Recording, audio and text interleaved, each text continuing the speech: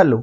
देखो, मानव का इतिहास जो है वो लाखों साल पुराना है। अब इसी का अध्ययन करने के लिए इतिहास को अलग अलग पार्ट्स के अंदर डिवाइड करा जाता है। तो चलिए आज जानते हैं वो पार्ट कौन कौन से हैं हमारी अंडरस्टैंडिंग टाइमलाइन ऑफ हिस्ट्री के पार्ट नंबर 4 में। मानव इतिहास में सबसे पहला काल आता है पाषाण काल, जिसको हम स्टोन एज भी कहते हैं। ये करीबन 26 लाख बीसी से लेकर 3000 बीसी तक चलता है। इस पूरे कालक्रम में मानव जो है वो पत्थर से बनी चीजों का यूज करता था, इसीलिए इसको पाषाण काल भी कहते हैं। इसको 3 पार्ट के अंदर डिवाइड करा जाता है। पूरा पाषाण काल, जिसे पैलियोलिथिक एज बोलते हैं, मध्य पाषाण काल, जिसे मेसोलिथिक एज बोला जाता है, और नव पाषाण काल, जिसे नियोलिथिक एज बोला जाता है। अब अगर आप पाषाण काल को अच्छे से जानना चाहते हो तो भाई आप कुछ ऐसी प्राचीन सभ्यता जैसे कि बागोर की सभ्यता हो गया या फिर भीमबेटका की गुफाएं हो गई, उनको आप अच्छे से समझ सकते हो, आपको और अधिक जानकारी मिलेगी।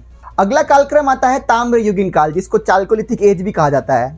इसका टेन्योर जो है वो 4000 बीसी से लेकर 1500 बीसी तक चलता है।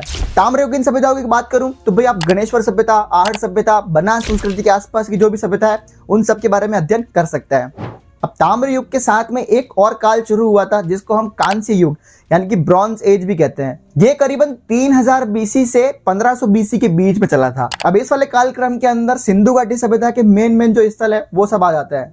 अब 1500 बीसी के बाद में शुरुआत होती है आयरन एज की, जिसको हम वैदिक काल भी बोलते हैं। ये वैदिक काल जो है वो 1500 बीसी से लेकर करीबन 600 बीसी तक चलता है। अब 1500 से 600 बीसी के बीच में जो टाइम है इसको भी हम 2 पार्ट के अंदर डिवाइड कर सकते हैं। 1500 से 1000 बीसी तक का जो टाइम टेन्योर है वो होता है ऋग वैदिक काल का। 1000 बीसी से 600 बीसी के बीच में जो टाइम टेन्योर है वो होता है उत्तर वैदिक काल का। अब ये उत्तर वैदिक काल का जो टाइम टेन्योर है इसको आप जन या फिर जनपद काल के तौर पर भी पढ़ सकते हो। जन और जनपद काल के बाद में शुरुआत होती है 600 बीसी से लेकर 325 बीसी तक महाजनपद काल की। महाजनपद काल के बाद में ही भारत के अंदर साम्राज्य विस्तार की शुरुआत होती है। सबसे पहले जन बनता है, जन से जनपद बनते हैं और जनपद से महाजनपद बनने के बाद में कुल 16 जनपदों में से ताकतवर जो जनपद होते हैं वो अपने साम्राज्यों का विस्तार करते हैं। अब जनपद काल पढ़ना है तो आप इस टेन्योर को अच्छे से पढ़ सकते हो। तो यहां तक तो हमने एक लीनियर टाइमलाइन को पढ़ लिया जिसकी मैंने आपको अच्छे से क्रोनोलॉजी समझा दी।